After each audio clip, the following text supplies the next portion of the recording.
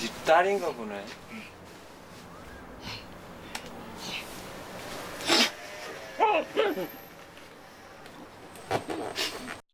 안녕하세요. 이빨맨입니다. 예, 이번 영화는 오아시스입니다. 이 오아시스는 두 장애인들, 장애를 가진 사람들의 사랑 얘기인데요. 먼저 영화가 시작하게 되면 한 낡은 카페트가 딱 벽에 붙어 있죠. 거기에는 뭐 코끼리도 있고 오아시스 그림이 그려져 있어요. 이 영화 전체를 표현하고 있는 바로 오아시스입니다.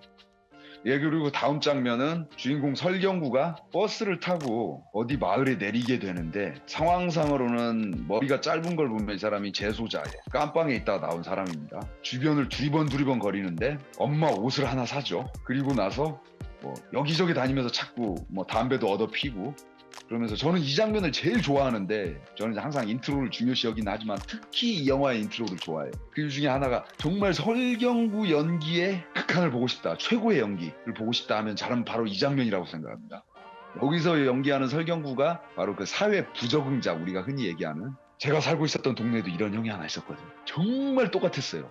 주변 이렇게 코 이렇게 찔벅찔벅 하면서 주변을 그렇게 헤매고 다녀요. 뭐든지 다 상관하고 다니는 거야. 뭐 동네 애들 놀고 있으면 뭐 야씨 너 뭐 하고 도냐 뭐 이러고 아저씨들 장기 두는 데 가가지고도 괜히 훈수 두다가 혼나고 쫓겨나고 그 모습들이 이 영화에서 이 영화의 본격적인 사건이 시작하기 전까지는 그 모습이 계속 이어집니다. 예, 이 영화는요 한국 영화 최초로 베니스 영화제에서 감독상과 신인 여우배우상을 받은 영화이기 때문에 우리나라에서 최초로 있는 일이죠. 그래서 대부분 이 영화를 이렇게 해석하는 사람들이 이렇게 볼 때 문소리를 위주로 평가를 해요. 문소리를 주인공으로 놓고 이 사람을 프로타고니스트로 놓고 이 사람을 중심으로 사건이나 이 영화를 해석해 간다고요. 그런데 저는 이 영화를 설경구의 시점으로 저는 해석을 했습니다. 네, 이 영화를 구도상으로 놓고 보면 주인공 설경구는 사회 부적응자잖아요. 그러면 이제 간단하게 얘기를 하자면 이거 좀 도식화해서 얘기를 하자면 그러면 정신의 문제가 있는 거죠. 그리고 여주인공 문소리는 뇌성마비 환자잖아요.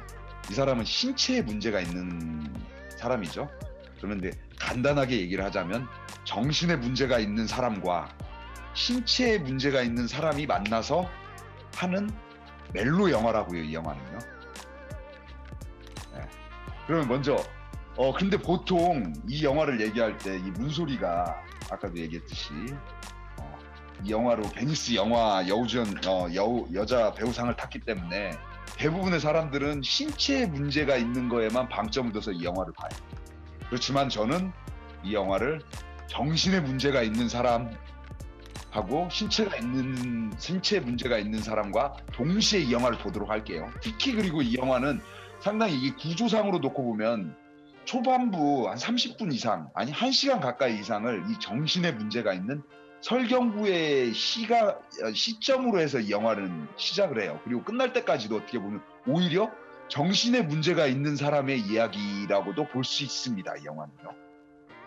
정신에 문제가 있는 이 설경구의 입장으로 놓고 이 영화를 보게 되면 이제 보통 우리는 이 영화를 이제 겁탈 두 번의 시도가 있었다고 보잖아요. 심지어 그것 때문에 이 사람 이제 이 설경구는 다시 이제 경찰에 체포돼서 수감까지 되게 되고요.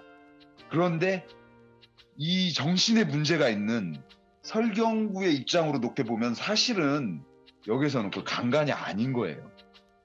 예, 그리고 또 유명한 장면은 이 영화를 어떻게 보면 대표할 수 있는 장면이라고도 볼 수 있는데 문소리의 상상씬입니다. 이 장면이 한 3-4장면 정도 이렇게 끊어서 중간중간에 나오는데 문소리가 그러니까 지금 장애인인 문소리가 갑자기 휠체어에서 일어나서 뭐 노래를 부른다든지 아니면 그 인도 사람들이나 그 코끼리도 같이 끌고 같이 춤을 춘다든지 뭐 이런 장면으로 표현이 되는데 이 문소리의 연기를 극한까지 끌어올려가지고 만렙으로 보여줬던 장면이죠. 그래서 이 장면 때문에 문소리는 신인 여우상을 거머쥘 수 있었고 또 사람들이 가장 많이 기억하는 장면이기도 합니다. 이 영화를 대표하는 장면이죠. 그리고 이 영화에서 또 다른 명장면 중에 하나는 가족들입니다. 이 영화에서는 안내상 배우죠.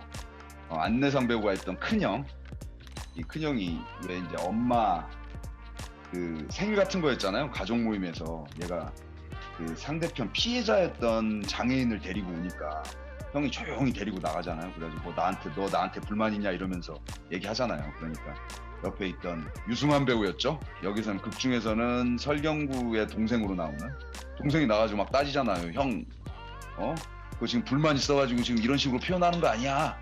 하면서 구체적으로 그거에 대한 얘기는 하지 않는데 벌써 눈치가 있는 관객이면 우린 다 알 수 있죠. 설경구가 왜 깜빵에 갔냐? 사실 형이 뺑소니 친 걸 다시 자기가 뒤집어 쓰고 간 거죠. 근데 저는 이 장면이 굉장히 인상적인 게 또 이 전 장면에 이 여주인공이 사실은 머무는 이 굉장히 초라한 집도 원래는 그 유명한 손병호 배우 그 손병호 배우가 여기서는 그 오빠로 나오는데 그 오빠가 사실은 이 장애인 거주로 해가지고 얻는 아파트를 대신 살고 있잖아요. 그리고 자기 동생은 아주 이렇게 허름한 집에다가 1급 장애인인 자기 동생은 그렇게 살게 하고 이 두 장면만 놓고 보면 그게 우리가 사실 대하고 있는 장애인들이나 소외된 사람들을 대하고 있는 우리의 자세를 보여주는 거잖아요. 근데 이 장면이 정말 좋은 게 뭐냐면 이 감독님이 이창동 감독님이 리얼리즘의 달인인 게 뭐냐면 여기서 가장 어떻게 보면 악역으로 나올 수 있는 안내상 배우, 이 안내상 배우의 하는 그 캐릭터마저도 저는 그래요. 감정이입을 할 수가 있어요, 이분에. 아니 저라고 할지라도 안내상의 입장이라고 할지라도 어떻게 보면 그 설경구 자기 그 모자란 동생인데 자기가 사고는 쳤어요. 내가 사고는 쳤는데 내가 만약에 깜빵에 가게 되면 우리 전 식구가 다 굶어 죽는 거야. 근데 이건 바보놈인데 바보 동생이 하나 있는데 얘 모자란데 얘는 뭐 여기서 사나 맨날 사고만 치고 다니는 겁니까? 몇 년 정도 나 대신 어차피 얘는 돈도 못 버니까 잠깐 들어가 있는 것도 나을 수 있겠다, 괜찮을 수 있겠다 해가지고 이런 결국 사건을 일으킨 거 아니에요, 형이. 그래놓고 이 영화 이거 안내상 배우가 정말 연기를 잘한 건 그 얘기를 자기가 하지는 않아, 그 장면에서. 그러면서 야 뭐 이렇게 불만이 있는 그런 표정으로 얘기하고 거기에 대한 그 단서를 주는 건 오히려 막내 동생인 이 유승환이 얘기함으로써 해서 이게 전부 다 가족들 간에 그리고 더 크게 보면 우리 사회가 이 장애인들을 대하는 태도, 이들을 보는 시선을 적나라하게 드러낸 장면이라고 저는 생각합니다. 그래서 이 장면도 뺄 수 없는 명장면입니다. 이 장면이 제가 처음 얘기했듯이 첫 장면이 제일 좋았다고 그랬잖아요. 처음 인트로 장면이. 그리고 잘 만든 영화는 항상 그러잖아요. 그 왜 시나리오 작법 책에서도 나오는데 개가 꼬리를 물고 뱅뱅 돌듯이 잘 만들어진 시나리오는 다시 처음으로 돌아간다, 이 얘기잖아요. 네, 다시 처음의 상황으로 돌아가서 이렇게 자체가 하나의 완결된 이 작품으로 나오는 거거든요. 근데 이 영화의 마지막 장면은 뭐냐면 주인공 설경구가 다시 빵에 들어갑니다. 빵에 들어가서 이제 영화에서 자신이 진짜 사랑했다고 저는 보거든요. 사랑한 여자 문소리에게 편지를 쓰죠. 그리고 그 편지의 나레이션으로 이 영화는 끝나게 됩니다. 근데 이 편지의 나레이션을 보면 아주 유치한 문체로는 써져 있는데 그 내용이 사실 되게 절절해요. 우리가 이 영화가 계속 마음에 남는 게 공주님 해가지고 자기는 약간 좀 하인 버전으로 이렇게 해서 주는데 굉장히 유치하면서도 그 장면이 이 영화를 그 로맨스 영화, 멜로 영화로서 아주 따뜻하게 완결을 시켜줍니다.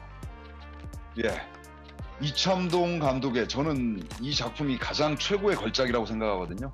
이창동 감독님의 한 7가지 작품이 있는데 그 중에서 저는 오아시스를 최고 걸작으로 삼고 걸작답게 별 6개 별 6개를 드리고요.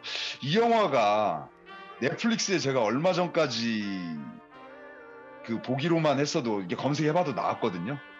그런데 사라졌더라고요, 이 영화.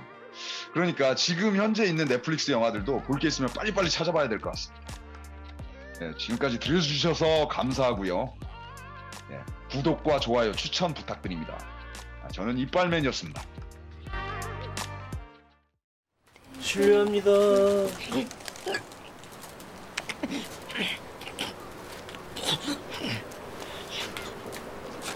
여기 한상식 씨 집.